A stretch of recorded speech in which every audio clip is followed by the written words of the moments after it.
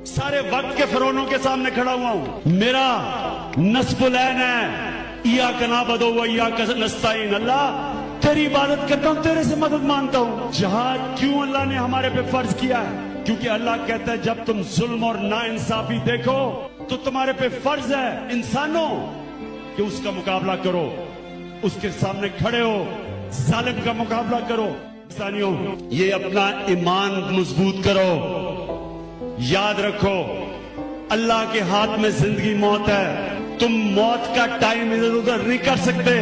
ये खौफ खत्म कर दो मौत का।